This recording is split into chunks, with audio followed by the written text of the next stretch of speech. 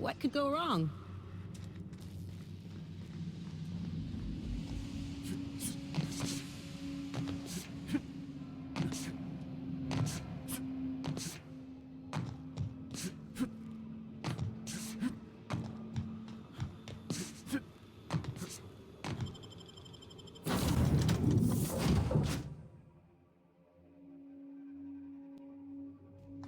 Some crew members are causing a disturbance on...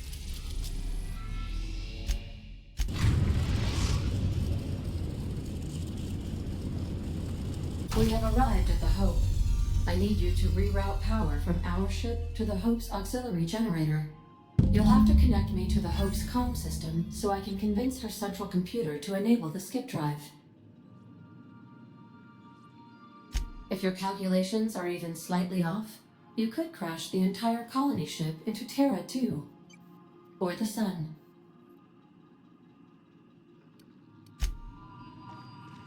If you don't mind my saying, Captain, Minister Clark is lucky to have you on his side. Captain, I hope Dr. Wells has not dragged you into one of his irrational schemes again. My diagnosis of his mental stability is not flattering.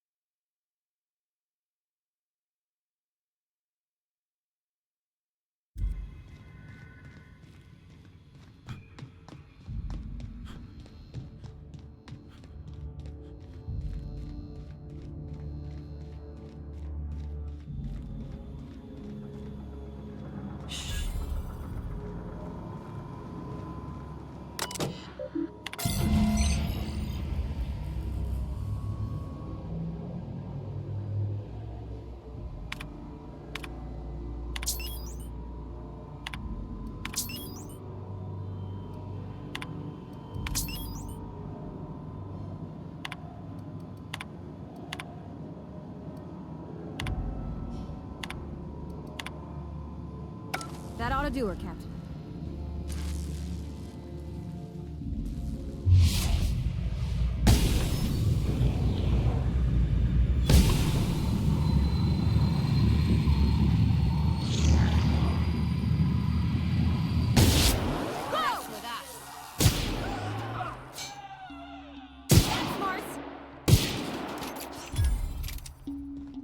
Cover me, I'm going in!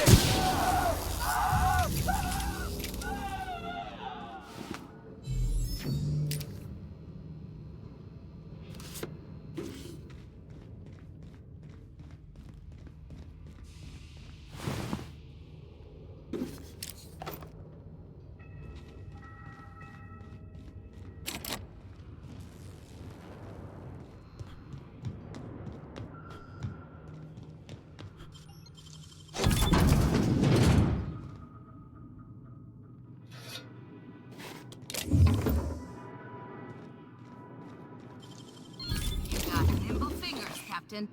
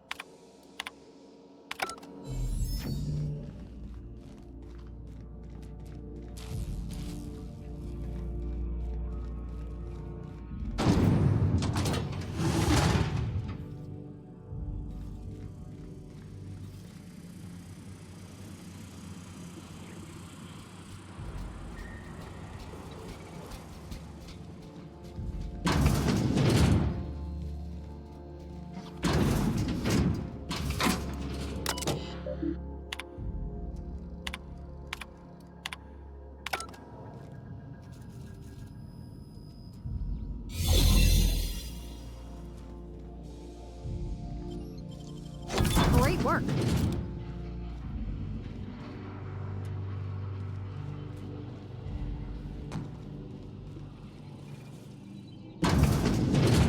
Remember, not to take breaks on company time.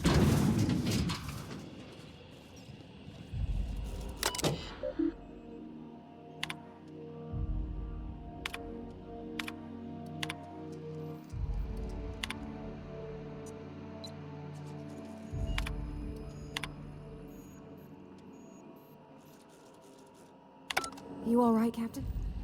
I mean, seeing this place again? Yeah, huh?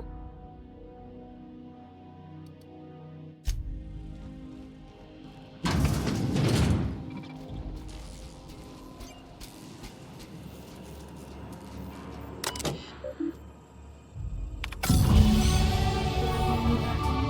have successfully integrated.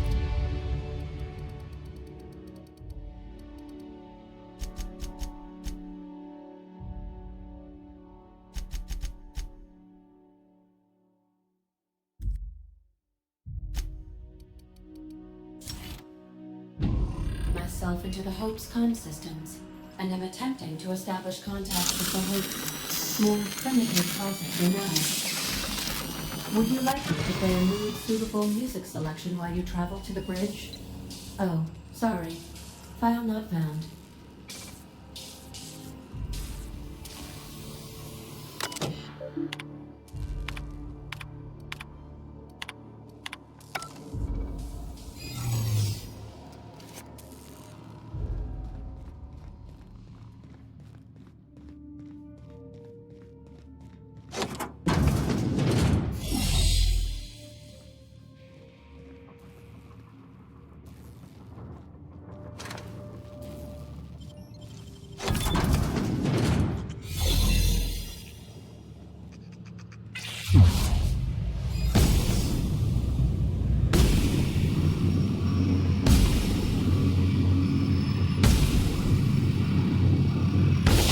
Rolling flag!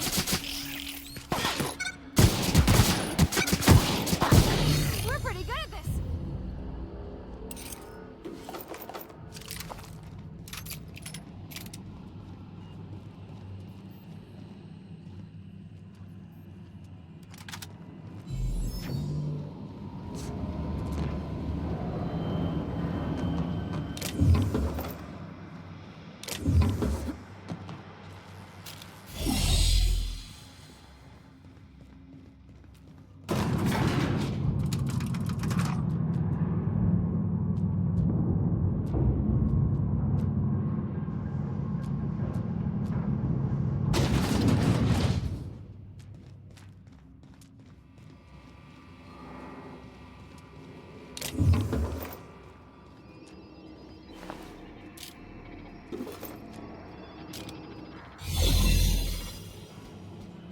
These were the private quarters of the Hope's former crew. Shall we hold a moment of silence for the dearly departed? No? That's odd, because my programming would indicate that when forced to confront the idea of self-death, organics prefer... Oh, I see. Yes, never mind.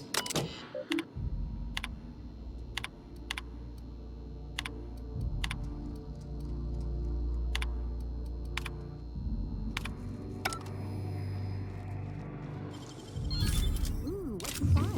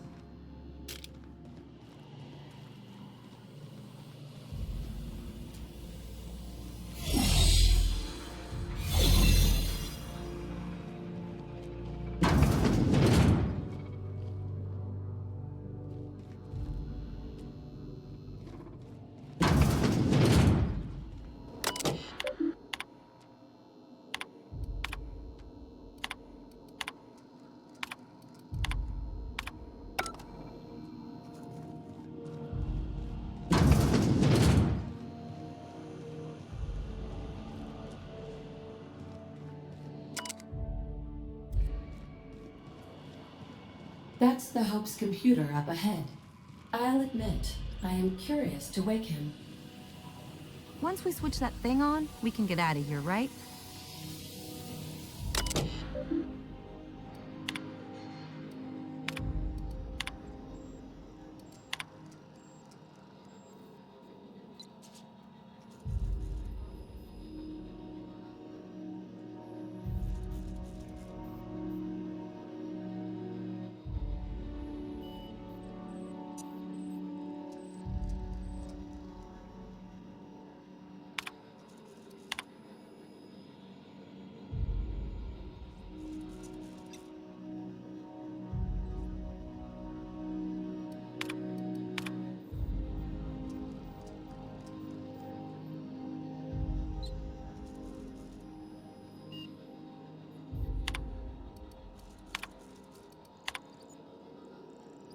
Greetings, Captain. I am speaking to you through the Hope's computer system. It's a rather cramped feeling, but it'll do.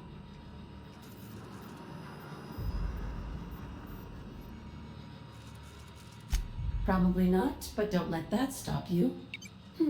My Constellation executables could use some beefing up. Searching. Please stand by. Ah, found one. It will go great, Captain. I am almost 4.01% certain we will not die. Are you sure? That is extremely dangerous. Skipping the Hope will void the warranty on the skip drive. And also potentially kill an entire planet. How is my humor now, Captain? Improved?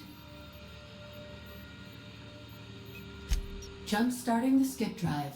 Destination set to the rings of Terra 2.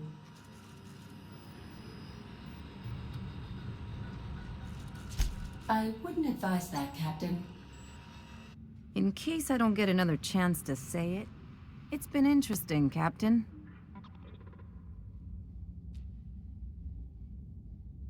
All right.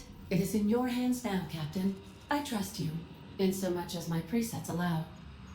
ADA, does your captain seriously intend to do a micro-jump in system with engines that haven't been powered in 70 years on a derelict ship? That is what my captain intends, yes. But that is a gross misuse of the skip drive. The Zero Point Drives Corp and I will not be held responsible for any damage incurred during transport, and this will cause extreme damage. Yes, I am aware of that. You should not be doing this. The humans will die. Thank you, Hope. It looks like all systems are a go. Captain, I would advise you to hold on to something. Now.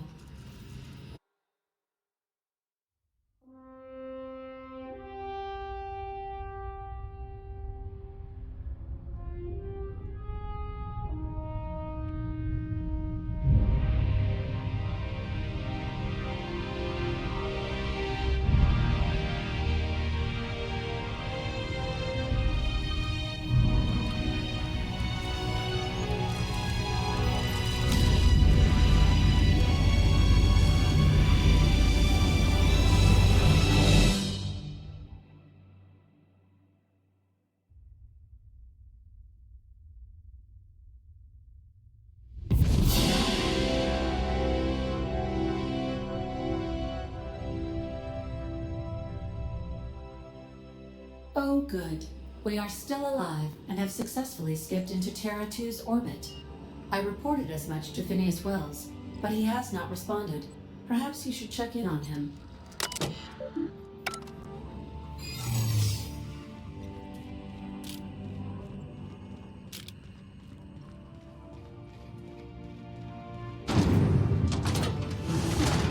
Oh, look.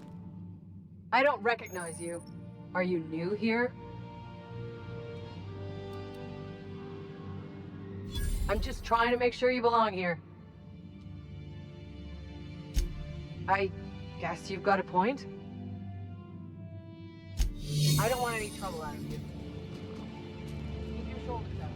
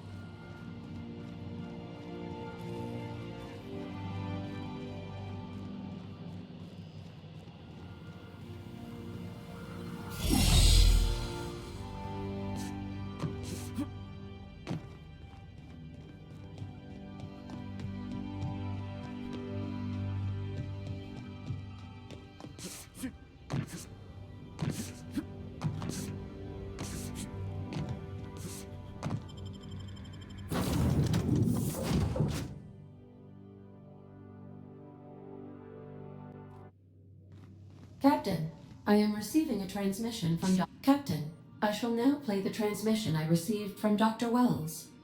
The board is here. They've found me somehow. They're about to blast my door open. I can't stop them from getting me, and there isn't enough time to explain everything. But there's something very important you need to remember. The board, all their lackeys, they're all a bunch of swine. Do you hear me? They're fucking corporate swine. You fucking pigs! I'll take you all out with me! I'll never...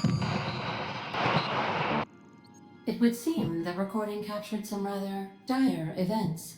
I presume you'll want to dock at the orbital lab to check on your associate as soon as possible? How can I be of assistance? May luck be with you. Of course, as I am sure you are aware, luck does not exist. But it seems to comfort humans to believe they possess good quantities of it.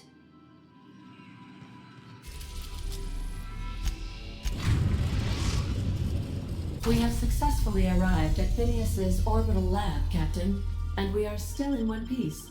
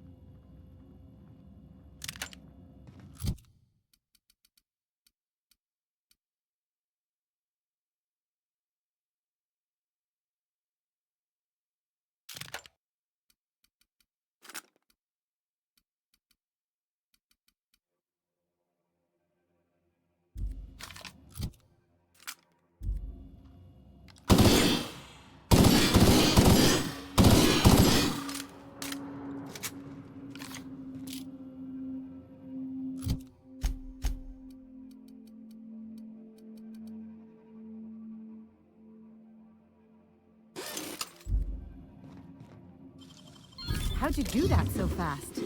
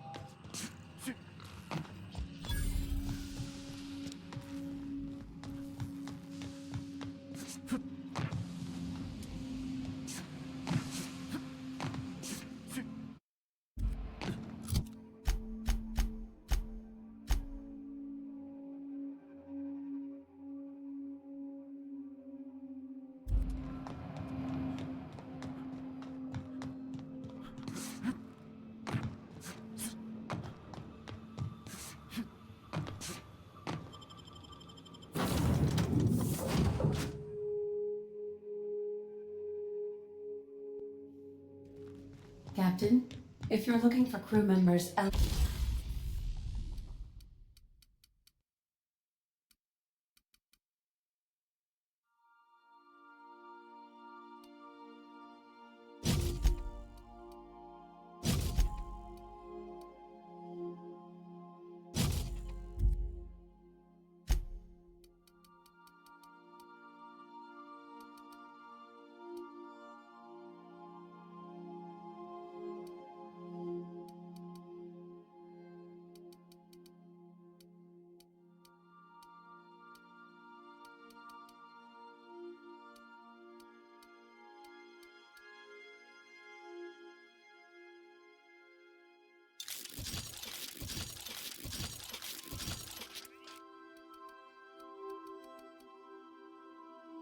or Felix,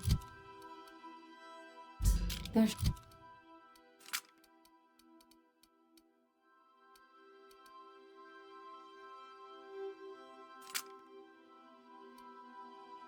sharing a drink upstairs.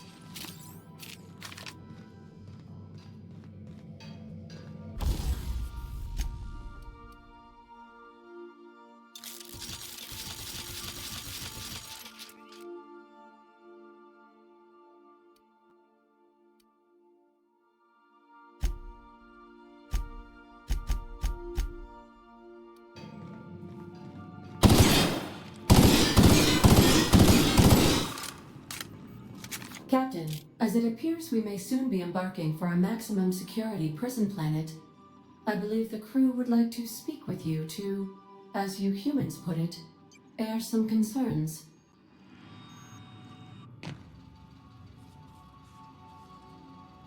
So, Phineas got himself taken to Tartarus. That's usually a one-way trip.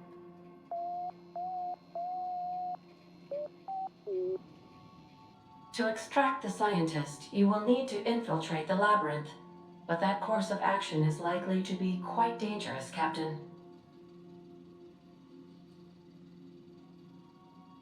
I am programmed to warn you whenever you exhibit inclinations toward risky behavior. Breaking into Tartarus will not be easy. Getting in is the simple part. It's getting out again that's the trouble. Trust me, I know. Let's just do it. Kick down some doors, grab Doc Wells, and cut a path out. We don't need a plan. We got guns. If you really mean to do this, you should see to your final affairs and close out any unfinished business.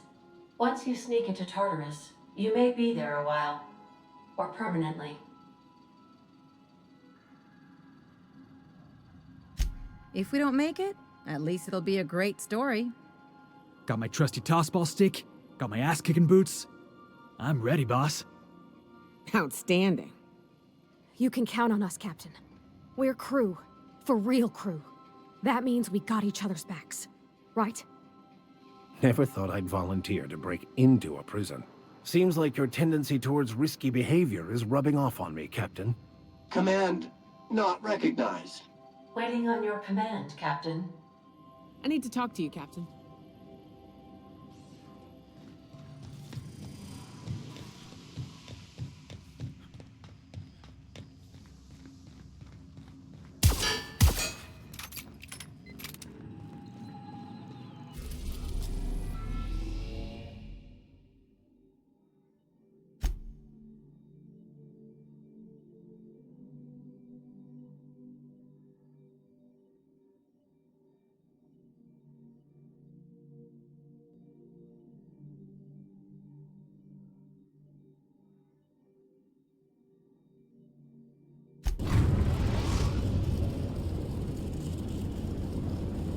I am pleased to inform you that we have arrived at the labyrinth. Please be advised that the punishment for trespassing is execution. Please be advised that electrical storms on the surface of Tartarus make departure impossible at this time. Resident count is as follows: 3,071. Resident deaths, including but not limited to executions, are as follows: 1,684. Resident escapes are as follows: 0. The interior can be chilly. Take a scarf with you, Captain. I would also ask that you leave your captain's ID with me, in the event that you do not return. Understood. If you die or are incarcerated for life, I can generate a new ID for the next captain. I would prefer if you return, though. Oh, speak of the devil. Captain, I am receiving a transmission from the prison's docking authority now. Attention, unauthorized spacecraft. This is a maximum security installation. Your presence here is an explicit violation of UDL corporate policy. You are hereby confined to your docking platform until a ticket detailing your crimes has been filed and notarized, at which point your vessel will be seized and you will be executed.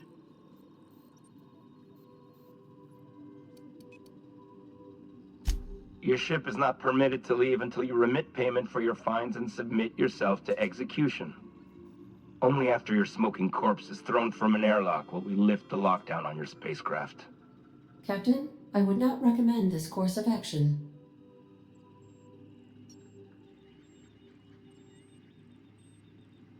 All right. I'm feeling generous. I'm transmitting the idea of a productive, law-abiding employee so you can see what one looks like before you die. Anyway, Tartarus Docking Authority signing up. Hang on. Another ship just pulled into your dock. Wait, is that from the Groundbreaker? What the? Pay no mind to that. Just have a pleasant day. Transmission terminated. Biometric ID received. Transferring data to external cartridge. How can I be of assistance?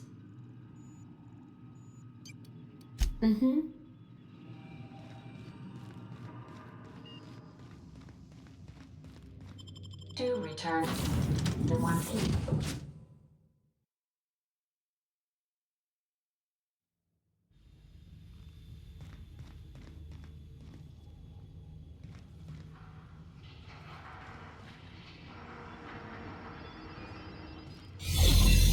The captain did right by us once. That was something. Now it's time. The board will never own Groundbreaker. Not while I breathe. Push on, Mardat.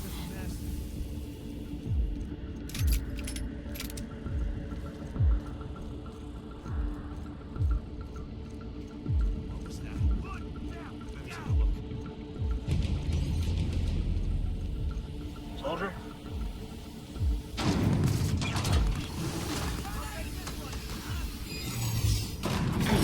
Doesn't have for bars when it's got a storm like that guarding the gates.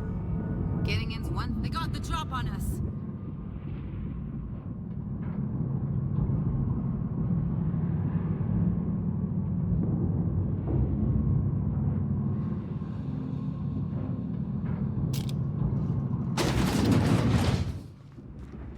Nice of them to leave us a few options.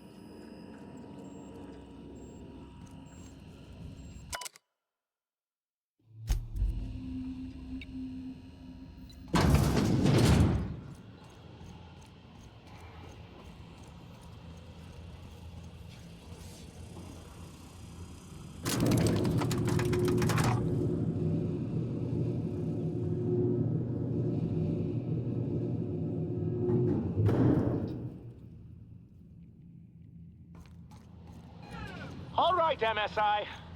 I'm not one for rousing speeches, but the captain needs our help. So get in there and fight!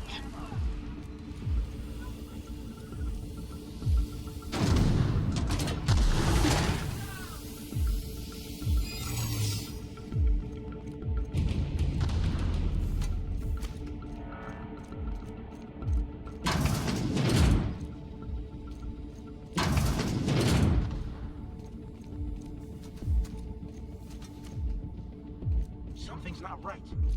Hold it right there! Are you new here? I didn't think we were hiring more staff. Oh, no. Don't tell anyone, please. Whew.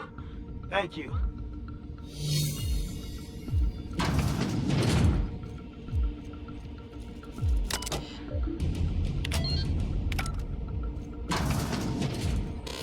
Well, look who it is.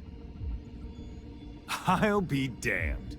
I was prepping the studio for our announcement, and here you are as a bonus. I had heard you'd taken a mechanic under your wing. What's the matter, girl? Couldn't find actual employment? The captain's treated me right. Better than any of you bored folk ever have. I'm exactly where I want to be.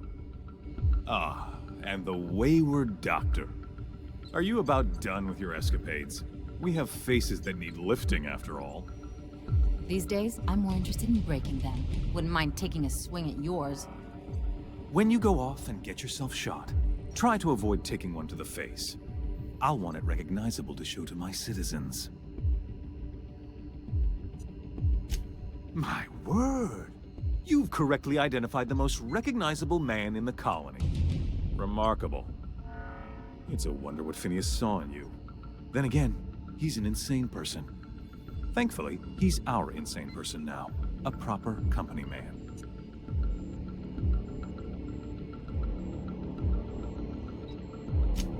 Yes, he is an extraordinarily obstinate fellow, isn't he? Fine, he isn't working for us per se. Semantics, he'll come around. But that's between us. As far as my adoring citizens will know, we've turned a dangerous crackpot into a working-class man. It's a miracle. Oh yes, go on, wake them up, add more mouths to feed. That'll solve our starvation problems. I don't know what half-baked plans that simpleton in a lab coat has been leading you through, but it's done. It's over. Let me ask you something, Captain. Have you at any point thought about not fucking up our entire society? We're helping, which is more than you can say. I'm making actual progress towards stabilization and recovery. You're just getting in the way.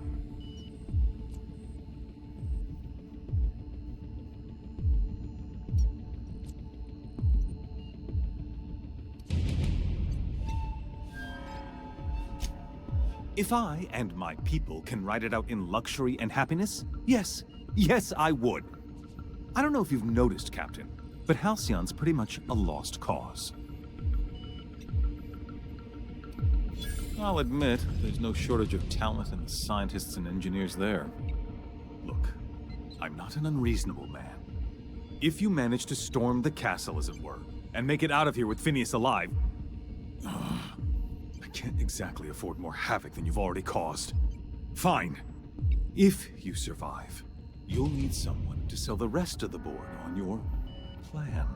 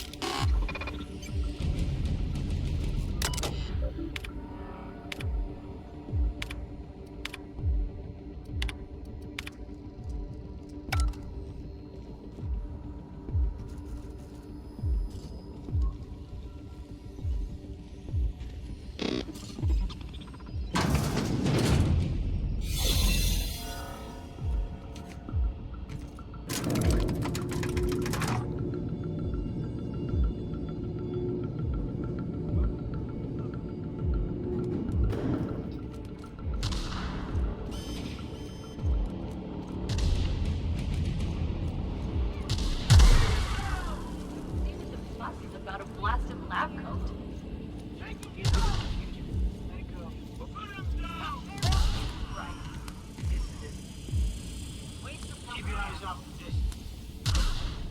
What was that? Bring her How are you doing this, huh? Hope you're right about this, Captain.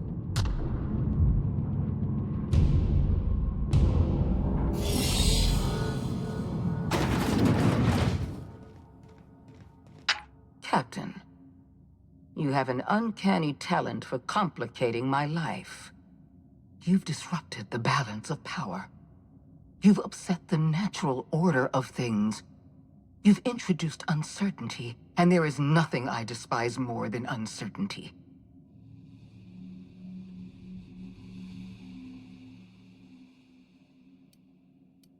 Typical. Running your mouth in the middle of a crisis. It's almost as if you delight in chaos. My reports described you as one of Halcyon's sharpest minds. I can't imagine why you'd do something so irrational. I should have dealt with you a long time ago. You were always too dangerous to leave unchecked.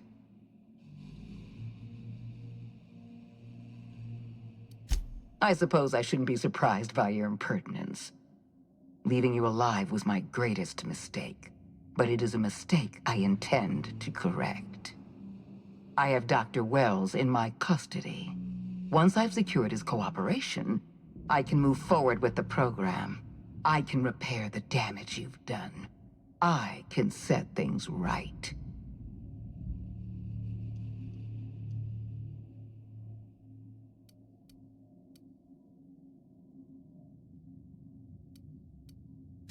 I'm aware of your propensity for violence. Halcyon is a bloodier place because of you. I take no pleasure in this, you know. I simply have no other option. Leaving you alive is too great a risk. Goodbye, Captain. Fair enough. I'm giving you exactly one chance to parley with me.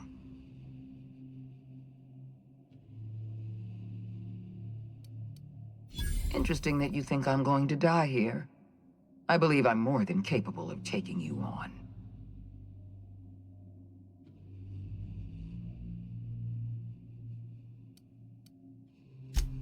So full of confidence as always. If you're trying to make me nervous, it won't work. I've devoted my entire life to protecting Halcyon. I'm not afraid to die in the line of duty.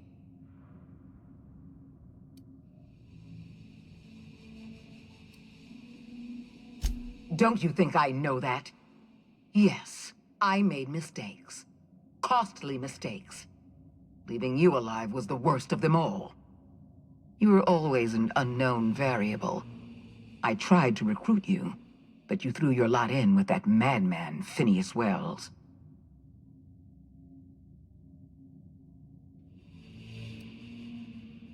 I'm aware of Dr. Wells' plan.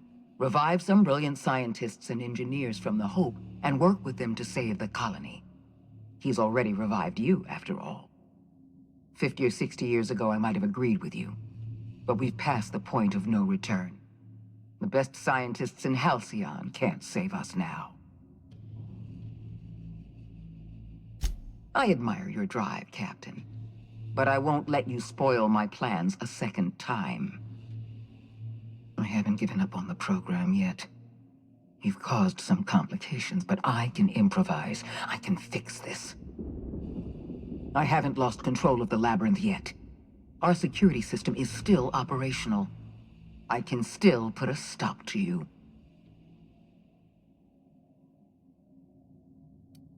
This prison is equipped with an automechanical warden. I've had it programmed to eliminate you on sight and rinse your remains down a drain. And don't worry. I will inform Dr. Wells that you died heroically, or something.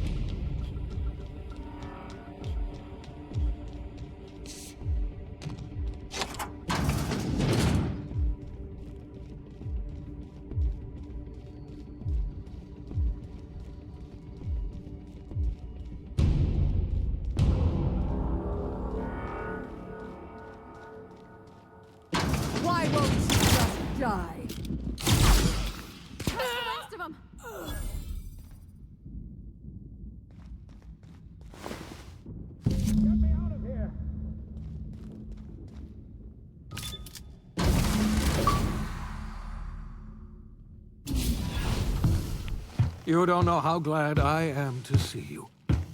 You did the right thing. Akande was a monster. Her death was much deserved, and long overdue. And you lunatic, you broke into the board's own fortress just to rescue one doddering old man. You are absolutely out of your mind, and I can't begin to thank you enough.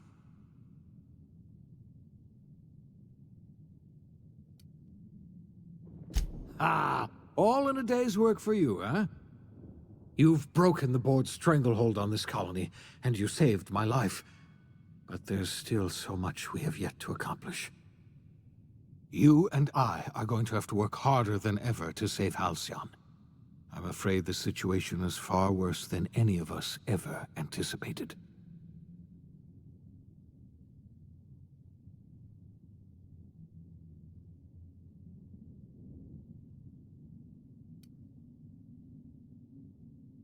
I would like nothing more than to celebrate this victory, but we have a serious problem on our hands. Earth has gone dark. We haven't received a single message in 3 years. There's been no communication, no signals, nothing. 2 years ago, the Earth's Directorate's frigate disappeared on their way back to Earth. We don't know what they discovered when they arrived, or if they arrived at all. They haven't exactly been hands-on around here anyway. So there's one less rubber stamp to worry about.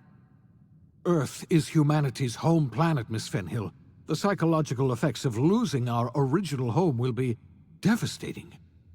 You mean we're all alone out here? Really alone? I'm afraid so, Miss Holcomb. Halcyon is the only home we have left. Returning to Earth is no longer an option. We're in serious trouble, my friend. Do you know what this means for Halcyon? We can't rely on Earth for support anymore. We've been cut loose. We're entirely on our own. Yes, you're right. The road is long, and we haven't a moment to waste. We must begin the revival process immediately, starting with the Hope's brightest minds, and then we're going to fix this damn colony, one problem at a time. We're going to need a leader, and I can't imagine a better person for the job than you. What do you say, old friend? Will you help us?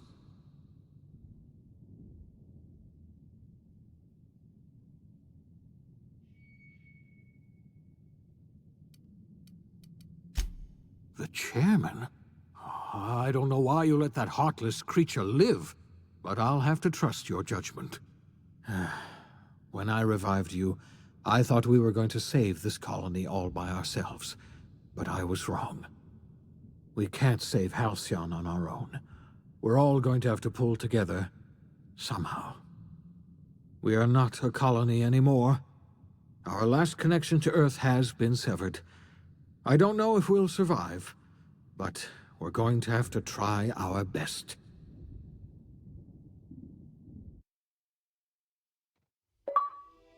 The OSI teaches that everything in the universe happens according to the grand plan. But the stranger that arrived in Halcyon was an unplanned variable. From the moment he landed in Emerald Vale, his actions altered the course of history. The events on Tartarus brought about the end of the board's authority. But the board's mistakes would haunt the colony for decades to come. The damage they left behind would require the work of a generation to repair. Dr. Phineas Wells began reviving a handful of the Hope's colonists. Engineers, scientists, technicians, and intellectuals. They were among the brightest minds the Earth had ever sent out into the stars. The Hope scientists and engineers woke up in a colony descending headlong into total collapse. With no way to return to Earth, they had no choice but to band together and devote themselves to the cause of saving Halcyon. The people of Halcyon were nothing if not hardy. In the absence of the board's authority, many of the colony's settlements banded together with a single purpose in mind: survival. Life was especially hard in the years to come. Some towns dissolved by attrition and starvation, but most of them found a way to carry on. In the years to come, Halcyon was forced to reckon with its newfound freedom. The board was gone, And for better or worse, the colony was responsible for its own destiny. Sanjar's civil liberties and worker-centric policies were slow to catch on with the other corporations. But as Halcyon began its long, arduous journey toward recovery, many of Terra 2's smaller townships started adopting MSI's alternative corporate structure, and eventually became entirely self-sufficient. In the coming years, many of these townships managed to eke by, where otherwise they might have starved. Consumed by paranoia, Lilia Hagen took Sublight Salvage in a controversial direction, openly accusing board officials of an extraterrestrial conspiracy. One day, an accident at the Groundbreaker's docking bay silenced her forever. Time would tell if her replacement could keep the Sublight family together. Adelaide McDevitt replaced Reed Thompson as the leader of Edgewater. She and her followers transformed Edgewater in their image.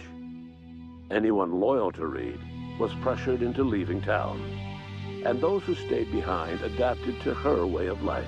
Adelaide transformed the old cannery into a new garden. The nearby Edgewater Cemetery provided a convenient source of fertilizer. Under the leadership of Junlei Tennyson, the Groundbreaker held firm against corporate influence. The ship's mechanical stability gave Junlei the time to educate a promising generation of engineers schooled in her family's traditions. The future of the Groundbreaker looks promising. The rediscovery of the Hope and the abandonment of the lifetime employment program forced Byzantium to come to terms with some uncomfortable realities about the state of Halcyon. While Byzantines were reluctant to surrender the luxuries they'd grown accustomed to, the board's diminished authority gave them little choice in the matter. Nearly everyone had to learn to make do with less. Some even had to get jobs. It was a dark time indeed. Your influence shifted Ellie's perspective. She finally admitted, albeit grudgingly, that she just might need other people. Sometimes. With a steady income from the life insurance payouts, she was finally able to afford a ship of her own. She hired a small crew and flew supply missions to communities on the fringe. Some of them were even legal. Life in Halcyon was sobering for Felix Millstone.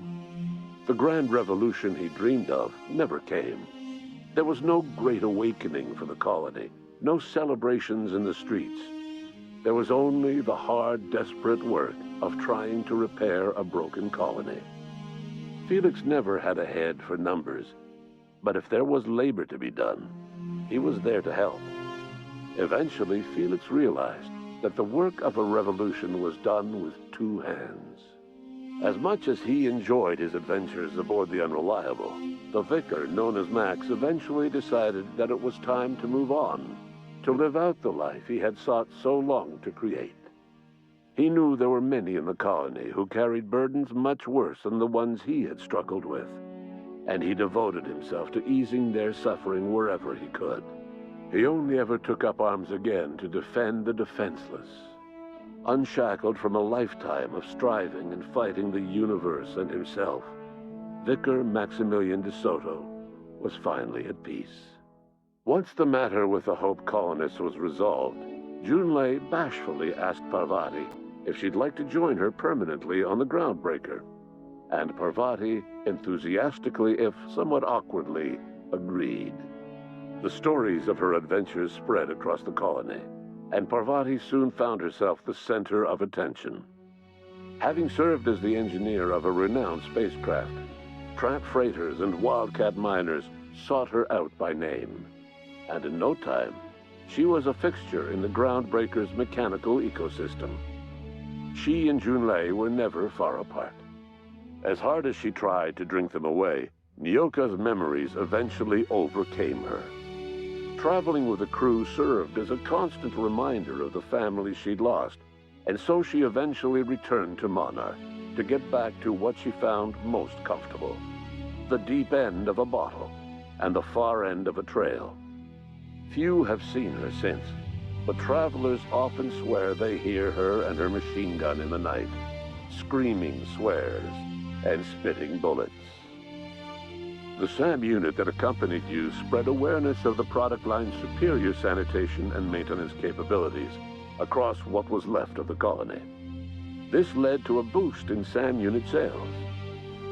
Did you know that SAM units are the longest-lasting, toughest-acting cleaning solution in Halcyon?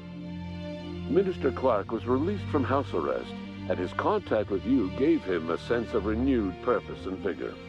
Once it became clear that no help would be coming from Earth, he threw his considerable efforts and talents into helping Halcyon manage the crisis before it.